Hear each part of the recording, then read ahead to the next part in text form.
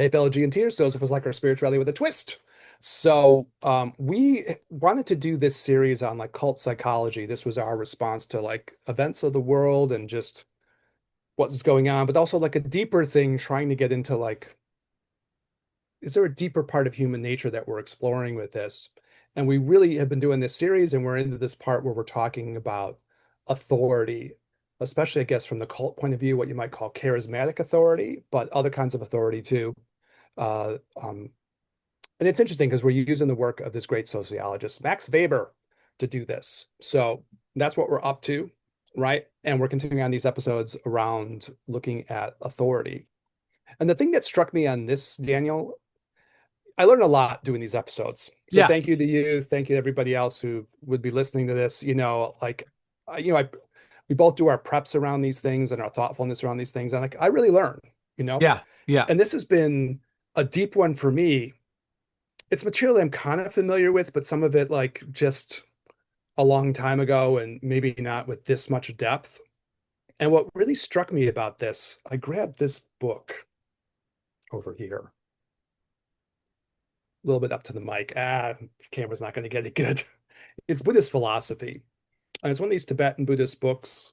Who's it by? And it is by, Daniel Kozart and Craig Preston are the translators, and it's Jamyang Shabyaz, root text on what they call tenets.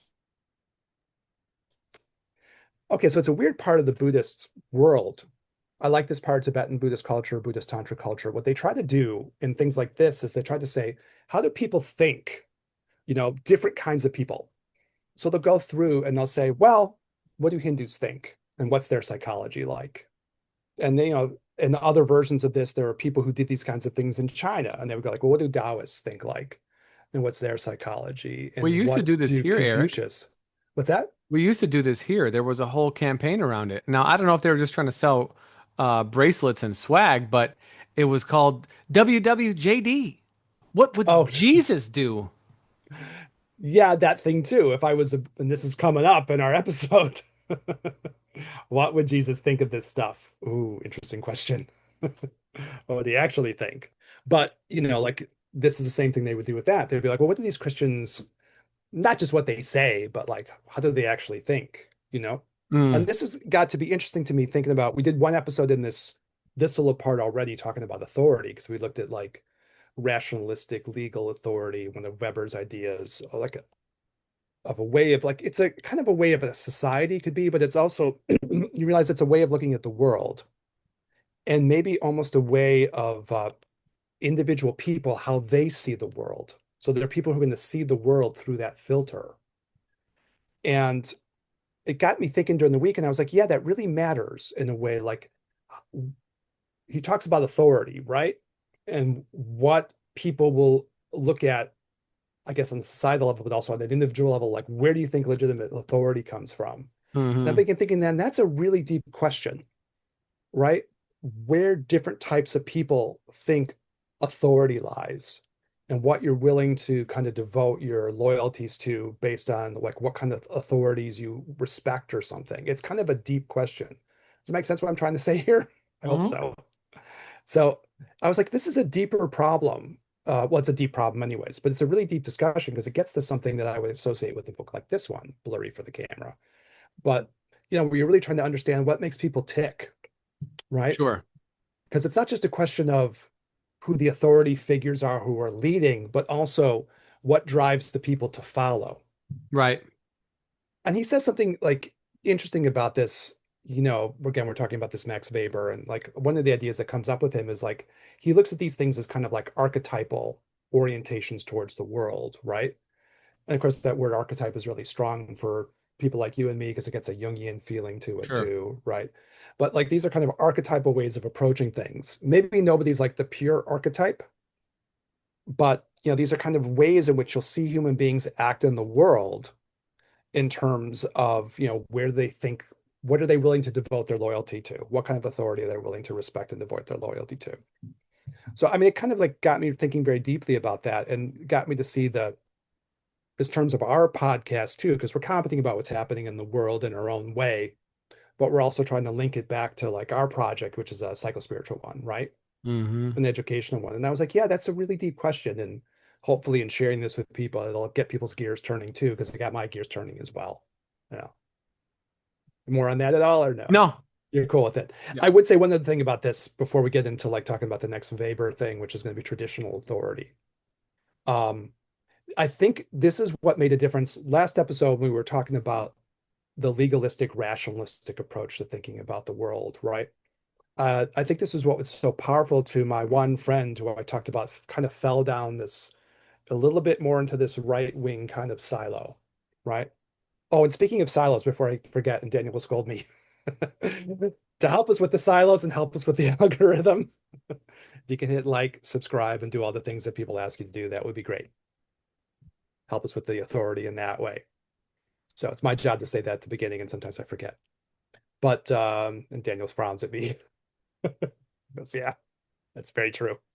In any case, with my one friend, I think this is what was powerful for him in terms of presenting him these ideas.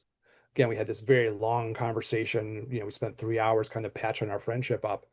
And I started presenting this to him, and he was like, there's something to what you're saying there, because at the core, he's a legalistic, rational, scientific person.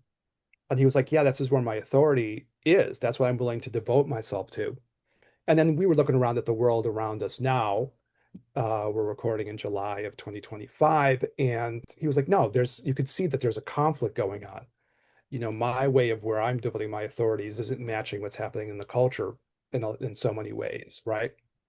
So he was kind of recognizing that, and that was very persuasive for him. Which gets to the other thing I just want to mention about this Weber thing is our little prelude on this. It's not even a prelude, it's really about the main subject. But, like he also, Weber also recognizes that these authorities conflict with one another on some level, right? So people who maybe have one type of authority will have a natural point of conflict with like other people who look at the world in different ways, and you're going to clash. Or when you do have, like the way it could be in a place like America, one type of authority taking over, then it's going to clash with other types of authority. And probably the individual people who kind of tie their worldview to the different types of authority will clash with one another. So I think it's a really important set of issues. Yeah. Yeah, it kind of it falls back on who was the philosopher for the organic and mechanistic views of Oh society. yeah, Emil Durkheim. Yeah. Yeah, Durkheim. So it seems to me that that view of society. So if you and I'll illuminate my point a bit here. So society, he describes society in kind of two ways, right? One is a mechanistic version of society where things are very hard lined, there are strict roles, like very vertical. And then you have another version of society, more community based, kind of more egalitarian. You can kind of get lost in, Diversified, I suppose, yeah, right? You would say, yeah. diversified. That's a good way of putting it. So in the mechanistic version, the onus on the individual to achieve freedom really is to break out of this stagnation, if you will. And on the other one, the sense of freedom is sort of finding cohesion amongst the diversification, Yeah. right? That's the kind of like it makes you feel like you have a movement between these disparate groups. And in this, and moving that into this one, the authoritarian or the authority, I'm already giving away my foreshadowing, right? The the choice of authority that people would probably fall under would be the same, would be as previous as Durkheim described it. So you have one camp that would look for more singular authoritarian type approach, right? And these would be, your kind of, I don't know what's the right, I don't know what the term they use for this. I don't know what term Weber uses for this. We're going to get to it. We did the one that was a little bit different that probably is more connected to the organic stuff, because you need Yeah, to get everybody cooperating together, occupying in their roles and things. yeah, We yeah, wanted to do that one first just because it sets the tone, and that's kind of how we think about America yeah, in some, archetypal way, again, if you archetypal use way. that word. Yeah. But then you have this one, which is, I guess, this episode is seeing things as a structural kind of hierarchy where you have a singular entity at the top ruling downward and people projecting. I don't know, attributes and uh, power on this entity, on this being, on this person. And so it fits it fits many monotheistic religious views that many people hold. So Yeah. there's already kind of an innate hard wiring for that to be in many people's minds from from their very beginning of their being raised, as a children, you know.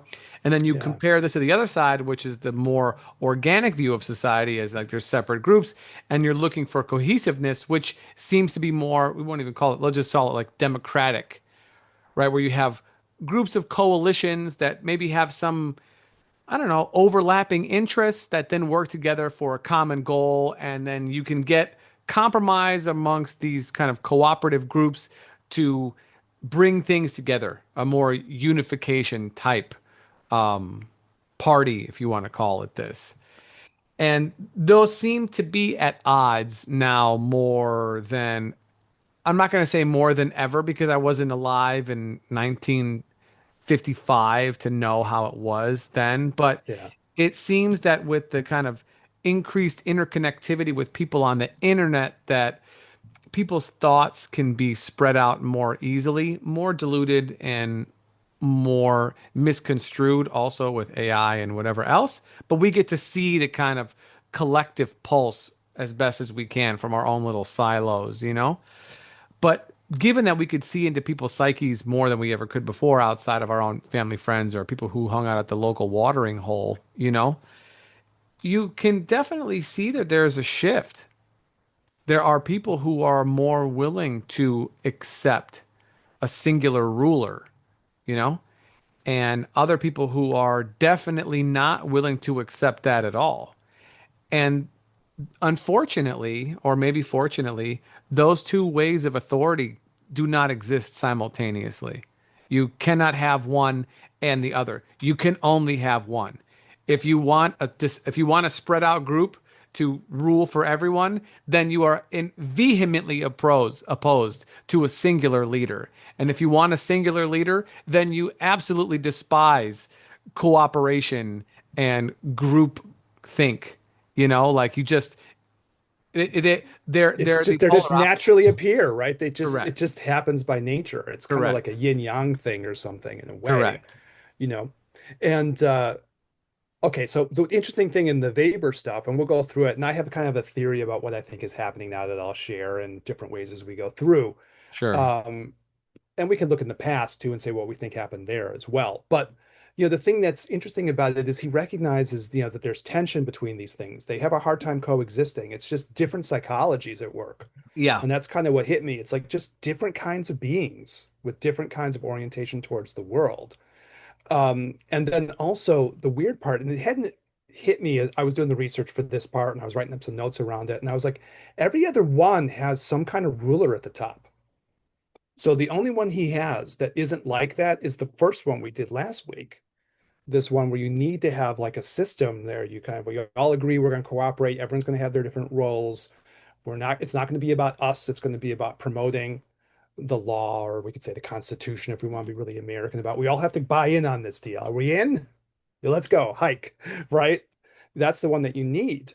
And then towards the end of the episode, we were talking about like Chinese culture with this because we do Taoist and Buddhist things. And the Confucian part of this was that this is the part that gets rid of corruption. You need something like this. Otherwise, they tend to go corrupt. And it's a real problem, right? So I think it's a psycho-spiritual problem to me as I've been kind of letting this stuff, percolate within me. I've been like, yeah, like if you want to be a Buddhist or you want to even try to be a Buddha, you have to understand what makes people tick, right? That's the way you have to be able to understand, and you have to be able to try to be able to help people, right? And this whole thing somehow has to get sorted out if we're all going to get enlightened someday, right? If that's the goal, to get us more and more enlightened, somehow we have to get through the project of I like wish that straighten this was the shit out. I wish that was the goal for people, but I don't know, man. Yeah, it's a weird call. Like you have to have a little confidence in Buddha nature that everyone's going to get there. Some part of them has that in there, no matter what the outside is. Fingers crossed. I tell you what, I never listened to Andrew Schultz before. Do you ever listen to him? Yeah, he did Flagrant. the flagrant. Yeah, Yeah, yeah. I never listened to it before. It just isn't my jam, you know? But it's been interesting because they've been commenting much more kind of like outspokenly, I guess, in these episodes that I watched. And I was like, okay, I can see these dudes. I get a little bit more what their vibe is. You know, they had like the Pod Save America people on today, and they were like, they're they're they're more honest than I thought. They're willing to call shit out. So I was like, okay, that's good. yeah, You know, I might not be in the same headspace as these guys, but sure. at least for these few episodes, they're like, no, like when something needs to be called out, they'll call it. You know, Yeah, there's a little feisty streak in them. So I was like, okay, I get it. You know, I may not listen to it all the time. You know, I listened to a couple episodes and I was like, okay. I mean, they're not dumb guys, right? I was like, no, okay, it's on it's vibes though. People are really on the very very very tip of the iceberg. What is present right now? I'm going to ride that. I'm going to bring that on, and could then be true. if the mood changes, then they'll change with it. So it's not a ton of like ideological consistency, but we got to call it what it is. And there's a ton of content, ours included. So I can be meta about this. This has replaced general programming on broadcast television. Yeah, that's true. This is what's interrupted TV. Hmm. This has done it. So these are all now daytime talk shows. They got producers, directors, sets, lighting, guest lists, outfits, all this. You know what I'm saying? We don't. Yeah, I Um, was gonna say we have to fire our producers and yeah, oh, fuck. get some new ones. Yeah, but like that's what's replaced, and so they need eyeballs. You need eyeballs consistency, eyeballs over quality. That's what it's been. In the war for attention, you have to be constantly producing, and so people will go where the wind blows, and that's just kind of how it goes. But for people who are looking for something more deep, which you could even say that we have. Of course, people are going to change as time goes by, but we try and maintain our consistency with what we're doing. We're tying in things that are happening with the beliefs that are arising from what we are seeing. So we are applying different psychologies, philosophies, and viewpoints, perspectives ultimately from various traditions and weaving them through what is occurring because everything always is a slightly new take on something that has happened before. And even though the circumstances and the individuals might be different, and so therefore they're almost impossible to categorize as it's occurring, the hope is that you can find the through lines, the trends to say, oh, that's that thing, that's that thing. And then for me, anyways, you could certainly say for yourself, once I identify that, if there are some traditions that have identified that previously, then I can go, oh, yeah, they were right without Yeah, even this I trying feel to be this right. I feel the same way. You use the word weaving in there and it caught my ear because that's Tantra, Yeah. right? Yeah. Tantra meaning to weave. Is and we're taking a certain approach to this, but I see even like to the extent that we're talking about Max Weber, for me, that's Tantra. Yeah. Because I think what you learn from him will help your Tantra. Yeah. That's the pitch, right? You know, and if it's Carl Jung, we did episodes on that, or if it's like different spiritual kind of perspectives that we've talked about, and we still have a lot of stuff to talk about. We've been doing this for 5 years. We still haven't talked about like Correct. all kinds of shit that we have to we haven't Yeah. done Taoist stuff and like we had stuff to talk about. But in a way, you can make them all Taoism or all Tantra or something. Yeah, for You know, sure. eventually all knowledge has to come together, right? And that's Yes. what's going to empower us to like have good insights into ourselves and the world, And hopefully that's transformed ourselves, hopefully help the world, right? yeah, it's the illumination of delusion, or at least what we see as delusion. And so if you're, ingesting content, I don't know, for me, the content should always be trying to clarify things, and for me, Yeah. clarification and empowerment. Like take the wisdom and help people see more clearly because it's very hard to be enlightened. And this, so, shout out to our conspiracy theory people who right now are like running around with their hair on fire, you know, Mhm. um, because they attempt to do This is this. we should say this. We're recording this during Jeffrey Epstein time, right? If that's what Yeah, you're getting to, yeah, there's like this yeah, is a big definitely. crisis moment of what's going to happen around people who've invested a lot of energy in A this. lot of energy, years, Yeah. that like that crowd, those people have been wanting clarity on something for such a long time, and it's important for them. And it's important for everybody for multiple reasons, number one. But number two, that kind of focus on that particular thing, while useful and necessary in order to make change as a society and say, we're not going to accept this, that there are not other mini societies within this society that are outside of the moral code that we all hope to have for each other. We may disagree on, how to do the tax code for whatever, but we all agree that like there's certain things that are like no nos, no, you know, and that kind of helps a bit with like social cohesion in a sense. But it's also clarifying for what reality looks like. Even if we see things differently, there's some things that we all see with the same lens. And this opportunity for people to kind of like free themselves a little bit, I think was taken away for a lot of people because they thought that they saw something there. They were reading tea leaves as things were going on for so many years, and they were like, okay, this is real. This is reality. This is the cabal that we're talking about. This is the archons. These are the powers. These are the deep state. This is all the bullshit that is keeping us, under wraps. This is the pyramid that is under the eye of the pyramid. You know what I'm Mm. saying? We are these uneducated, privileged people without any clearance of security or anything, and we're fucking tired of it, and we could smell it. And here's our opportunity. And now it has been, it's like, yeah, no, go fuck yourself, And so it's difficult because you want people to have that kind of intensity on the vast aspects of reality that we're all in. Like, open it up. Be this pissed off about everything. I know that's hard to do. We don't have that much energy or that much Mm. time. But, like, in Well, there's a general, decent amount of things to be pissed off about. You can oh, yeah, spread for that shit sure. around. But, like, have that kind of like intensity and use it in other places. I'm not saying let this go by any means. I'm not saying let this go. Fuck those people. But also, you have to expand it a little bit further because you're not going to, I personally believe you're going to have a very hard time finding self development in a world that you find infinitely confusing. That's just me. Mm. That's a kind of an interesting way to close on that. Yeah. Yeah, I'm like we're not doing news of the week, but we are recording in a time when this stuff has like come to kind of a head, right? The Epstein thing has come to a little bit of a head. Maybe they'll come to other heads later on. And I'm thinking paying attention to it more than maybe I've always been a little bit paying attention to it, but paying Sure. attention to it more, I'm empathetic to why people want answers for that. Hmm. It's bizarre to say that we need a Me Too about pedophilia, but hello, folks, we Hello. probably do, Yeah. right? Especially to the extent that it's like a rot within like the system in which we live, Yeah. And again, I'm not going to join the Andrew Schultz fan club or anything, but like at least I was impressed with the fact that okay, there are people who are asking questions and they were being honest Hmm. and feisty, and so maybe there's little reasons to be optimistic within what's going on, right? Sure. Yeah. Yeah, yeah. But I agree. Like you need to have, if you look at like again, we go meta and then we talk about stuff, but like presenting this is like hopefully a way that you get the clarity about what's happening in the world. Chip away at different parts, look at it from different angles, and it clarifies for us, right? Yeah, work on ourselves and hopefully be able to turn things outward and be able to be more productive and like evolving the world in better ways. Yeah. There's a little ambition for our little podcast. There you go. There it is.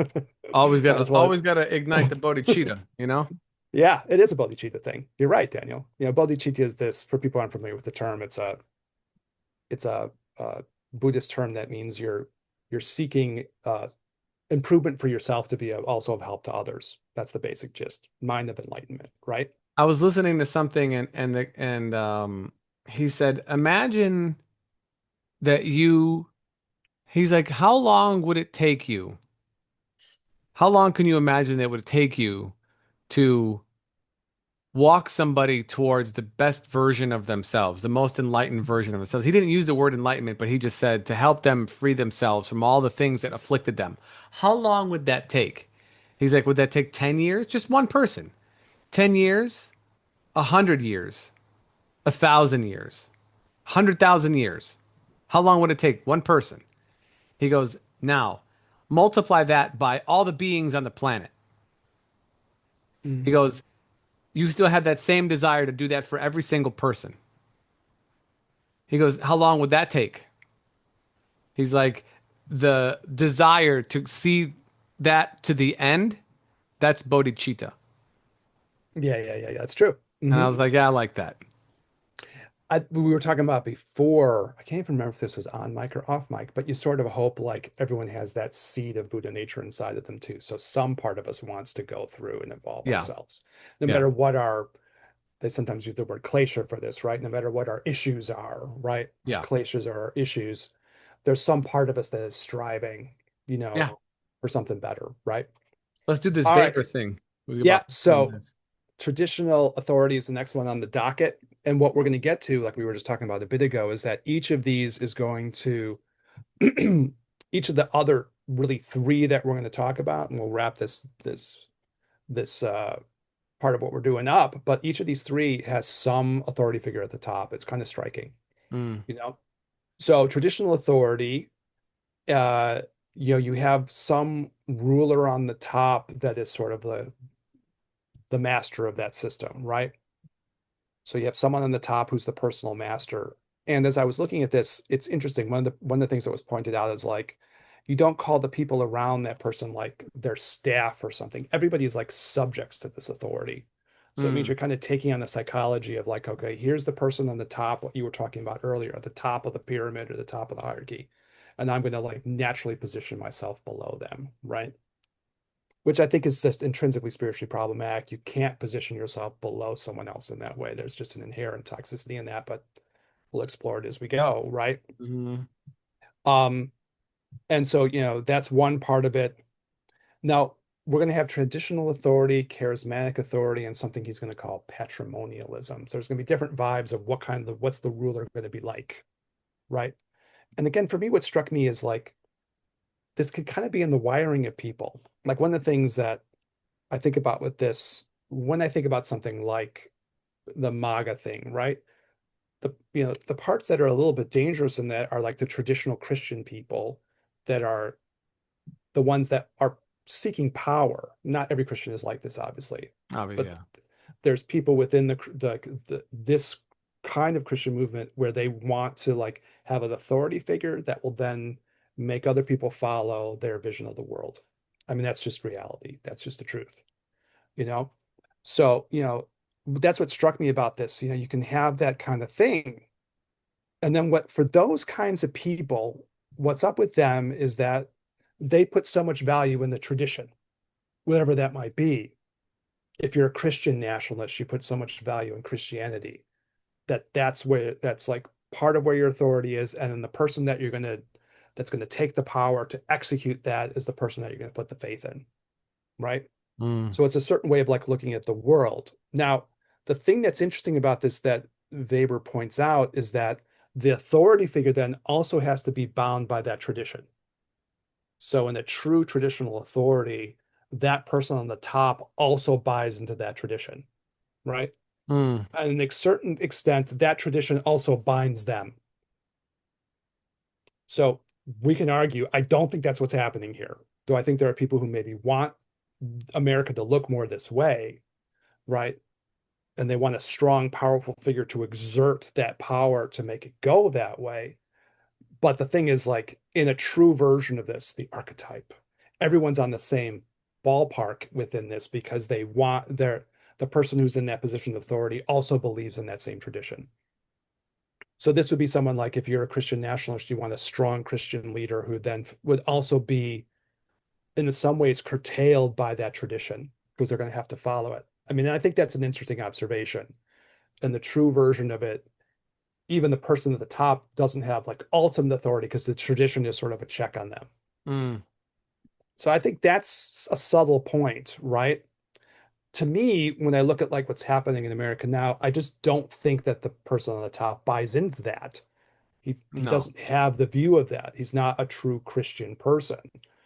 But I think there's people around him, if we're just like talking about what's happening in the world right now as an example, it's kind of like a case study almost, right? Mm, For us as diagnosticians. I think there are people around him who believe in that, and they want to impose that kind of authority. But I just don't. I think there's a disconnect almost. I think there's people who want to have it go that way, but the person actually in charge and maybe other people within this coalition of people don't think that way. But there is a part that's governed by traditional authority, right? And they're trying to exert a lot of power to make things go this way. Yeah. So the other part that's interesting about this is that like legalistic law, we were talking about legalistic authority and this whole idea we all buy in like, okay, let's agree on a code of laws and we'll all try to follow them. And in a way, like what you were talking about, that has to bring a diverse group of people together, but we'll all buy in. Okay, we may not agree with each other, but we're going to buy it on this code of laws. So the point that Weber makes around this that I think is also interesting is that the kind of legalistic thinking tends to get minimized Hmm. because the more important thing is the tradition, right? So in a way, if like, and it's actually on some level understandable, right? If I'm like really, really, if I'm really in the mindset of like a Christian nationalist, if I'm going to try to do the Buddhist thing and understand where they're coming from, right? Their deal is Christianity, and that version of Christianity that I'm adhering to is much more important than any legalistic authority. So in a way, I can like blow past that legalistic authority if I'm following the higher authority of like the tradition. Does that make sense to you too? Mm-hmm. It like it drives people. Then you can see that the motivation of what you're doing becomes different. Even if you're just trying to understand it, Right. right? So if I'm like, again, if I'm a true Christian nationalist, if I'm in that kind of mindset, right? And there are people like I know in the government now, Russ Vought comes to mind as like an important person with this, but they're Christian nationalists. Like they say they are. It's not trying to label someone. They're like, yeah, I'm a Right. Christian Yeah. nationalist. I want the country to be Christian. This is what I want it to be. And I'm going to do this by force, right? Because I think that's right to do, because I think that this authority is higher, you know? So that's just how that person operates. That's their way of like being in the world and like where they come from. So, I mean, I think that's a really interesting observation too, right? Mm-hmm. Everyone has to be bound by that. So, in that within that circle, we have to be like, we're all agreeing that the Christian vision is the most important one, Right. and that will bound the person at the top too. And Right. if they don't follow it, we can call them out. Oh, you're being a bad Christian. So we're going to call your shit out. That Mm. doesn't tend to happen now. And that's interesting. Yeah. Shame doesn't have the power it used to. So it's either because, and like I was talking with my one friend, we've been kicking her this around, and again, he went from a little bit more into the right, and you can see he's entering back into this space where we can talk more. It's gotten into like a spot where like, okay, let's really talk.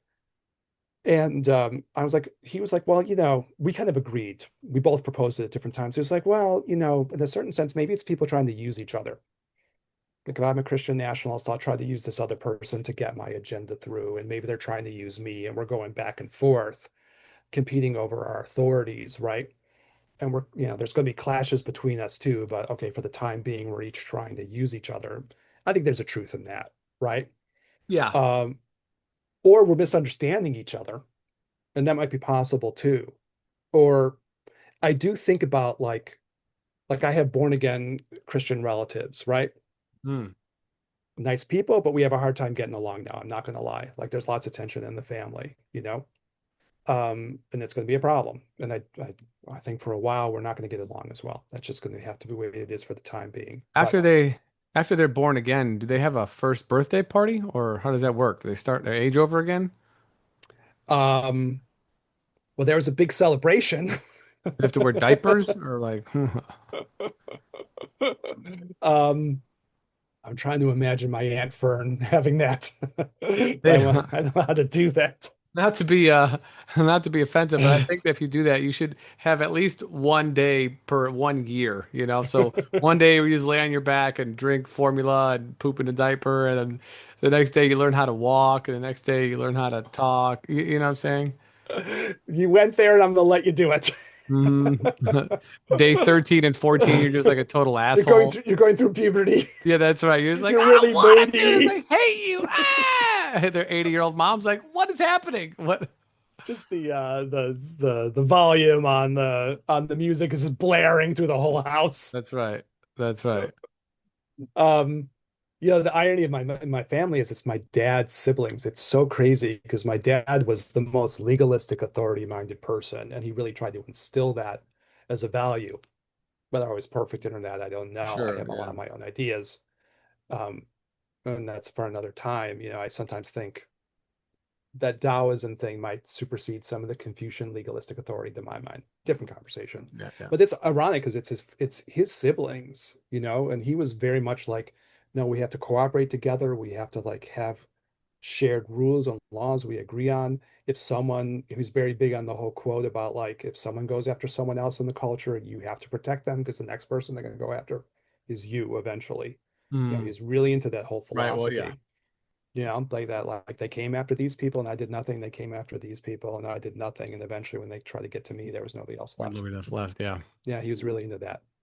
So, but in talking with my sort of guy, yeah, we're finding our place with one another. It's kind of nice, right? And I'll ask him his opinions about this, and he's a good sounding board too for our podcast in a way. You and I talk with other people about our ideas, but he was like, because he follows things, in the law, he was like, this, we had a conversation about like the United States Supreme Court as an example of this too. And I was saying, it's interesting because, you know, uh, there's a whole thing where like six of the justices are Catholics.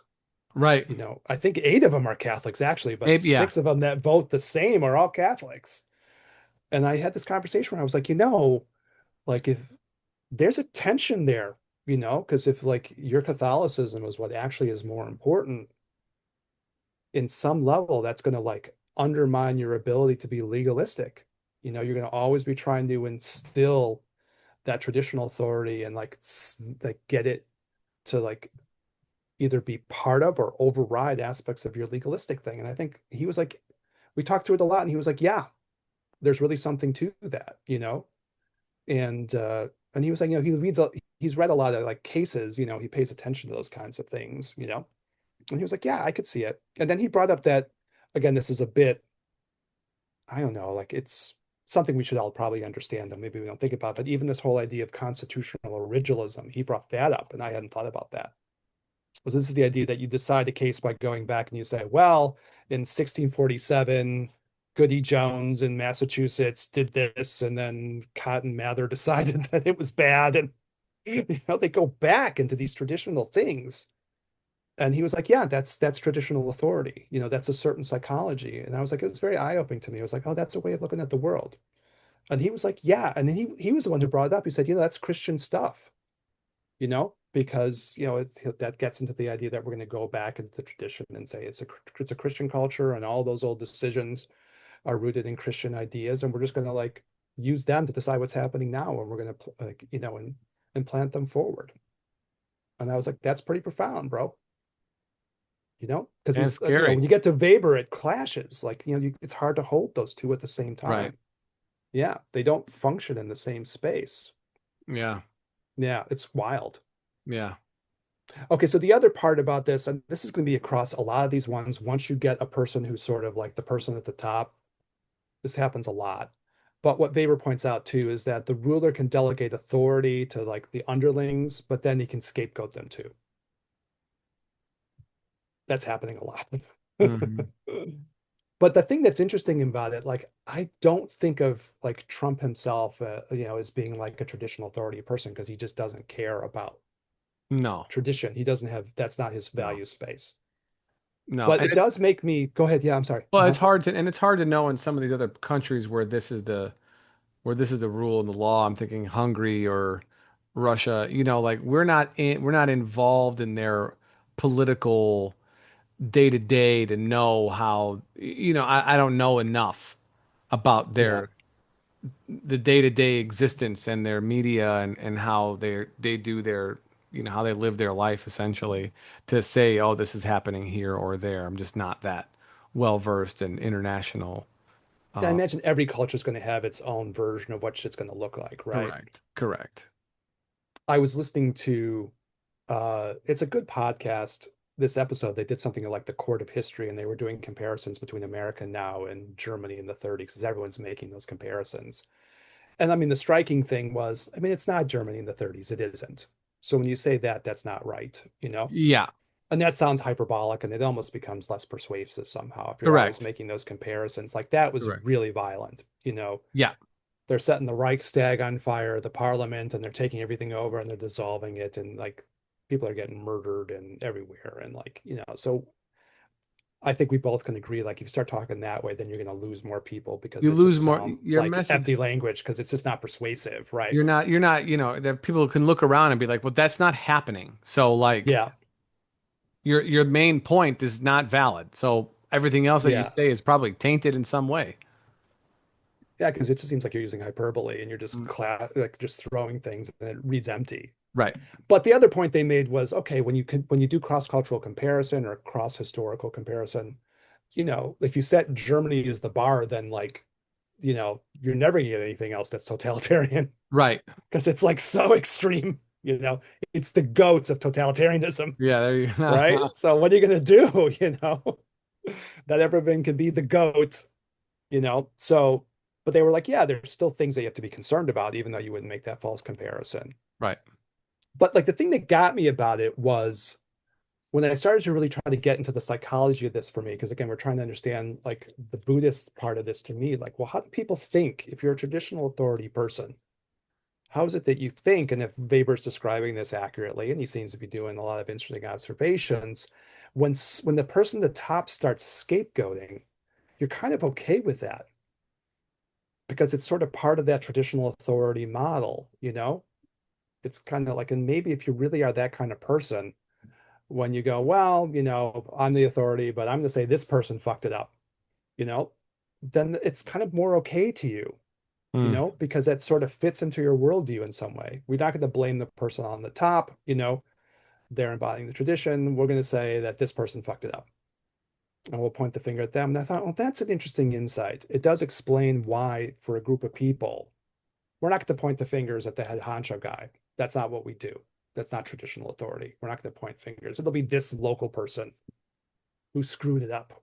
Right. And that's like Weber saying that's part of that authority structure. And I was like, that psychologically explains a lot to me Mm. because eventually you get people who are in that headspace will be like, okay, I'm tolerant of the fact that like this person doesn't want to take responsibility and wants to point at somebody else, right? Like that's okay, that's part of how I'm used to functioning like under traditional authority. Yeah. That's an interesting observation. Yeah, I I'm think not so. going to blame the Pope, I'll blame the local bishop or something, right? Or Stupid whatever it bishop. is. If he wasn't such a fuck up everything, but that Pope, he was rocking, he was on fire. Yeah. That local bishop, he was a total fucking screw up. It's like Yeah. that, So you don't challenge the thing at the top. Mm. Real quick, I know if we got a couple of minutes, Daniel, are you okay to stay and finish this one out? Yeah, finish this one up, yeah. Okay. So the other thing that comes up with this that's different is that in Weber's point of view, capitalism and traditional authority aren't really in line either. Mm.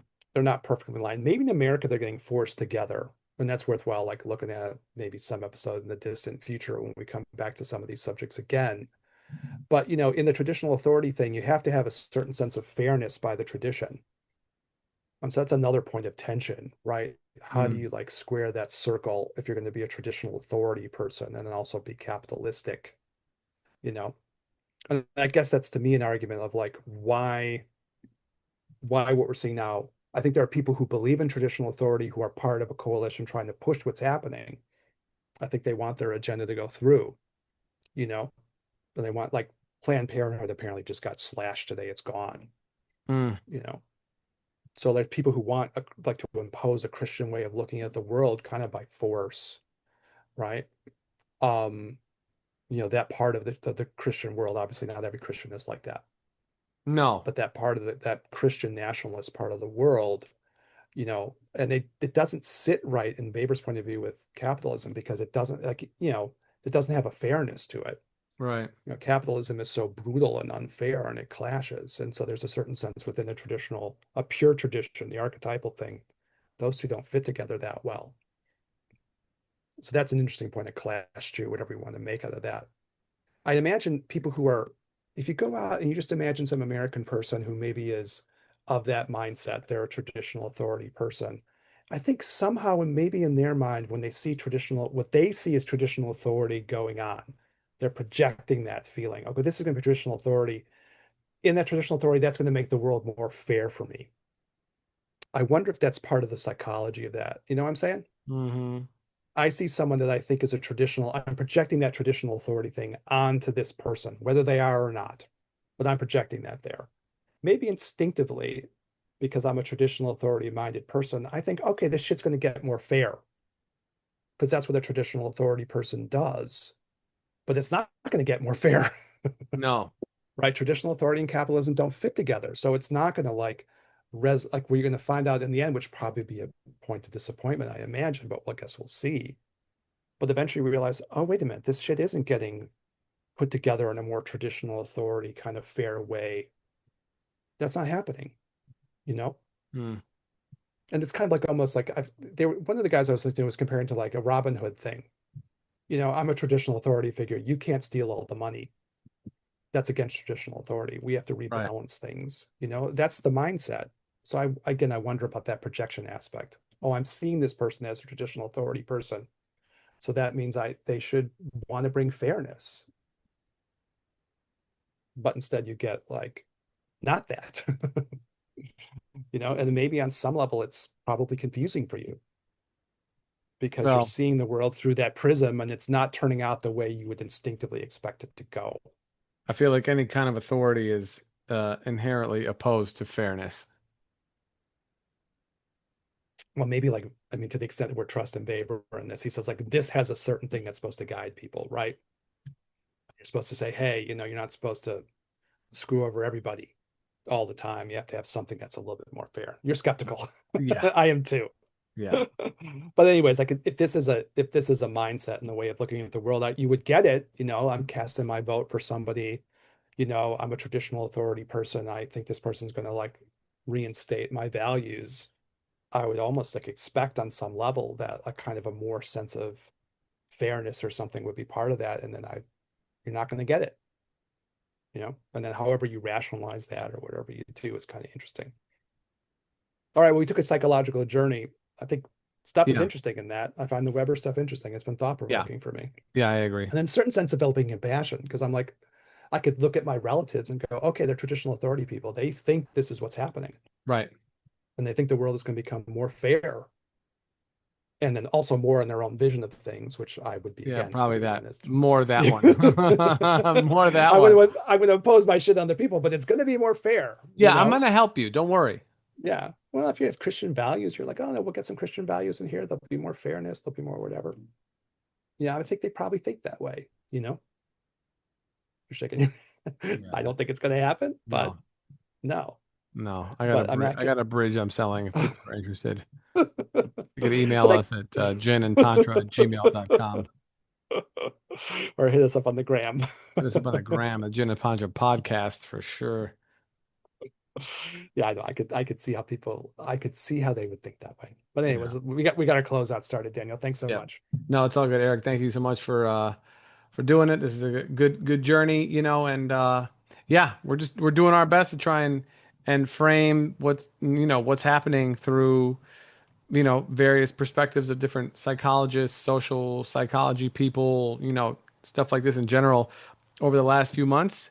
As the intensity, it feels like the intensity of things has really picked up, and there are traditions that have views on the world as we interact with it. And I think it's important to, see through as much as you can in order to understand what's happening. Obviously, we're always growing, we're always learning new things. We're doing, Eric and I, we're doing podcasts. People are listening, they're taking in other things.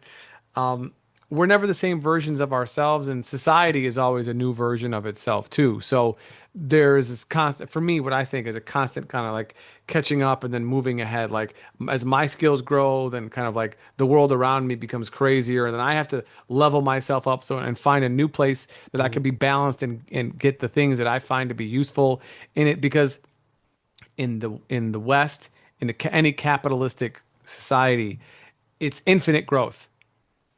That's the only way that it thrives is with infinite growth. If you're, projected to grow 2% over the quarter and you don't grow 2.5%, then you're going to lose value in your company, which makes no sense technically speaking, but that's just how it is. It's sentiment. You know what I'm saying? So from a personal perspective, we also have to have some level of growth that exceeds or at least equals, right? We have to keep up with inflation. We have to equal what is going on around us. And sometimes it takes us in different journeys and to look at different things so that like my mind changes and my perspective also changes and develops because people will have different questions. And if you have any different questions, please feel free to leave them in the YouTube section, the comment section of the YouTube channel. Hit us up, ginandtantra@gmail.com or on the gram at the Gin and Tantra podcast. But, people's questions evolve, right? So I'm I not, like the image that you used of like leveling up because if the world gets more chaotic, the responsibility that I can at least control for myself is I have to level up to yes, meet yes, whatever craziness is happening in the world to keep my own sanity, keep myself growing. Like yeah. that's a truth, And I right? gotta, and I gotta keep it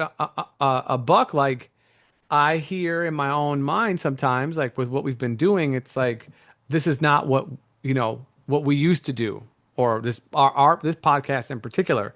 And I'm gonna argue with myself, a because I'm crazy, but b because I think it's a thing to say, is that like this is what we do. This is not it's not the same thing. It's always going to change.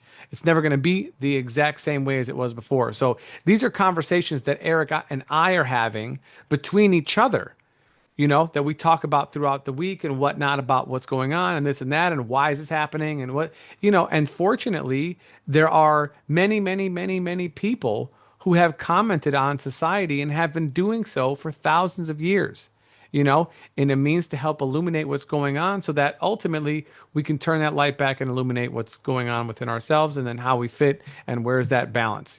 So the goal is to help, the goal is to illuminate, the goal is to educate, the goal is to empower, the goal is to uplift. This is always what it is. And sometimes And I it's to go back what's, to the thing, I think to be a Buddhist or to try to be a Buddha means you have to try to understand all the things around you. yeah, We want to talk about cool Taoist shit and Buddhist shit and Tantra, and we're going to get back to that. Like this is a vignette in our work together, and maybe we'll pick up on pieces of this later on up the road. We won't do this forever, but like I think you need to understand everything around you, right? yeah, And the other thing I wanted to say, just a quick comment before I know we're logging off, but I like what you said about the authority thing because if I really look at it, if I had to sit down with my relatives, I would say, you can't impose authority on other people. You no, can't do it. You're always going to get a backlash.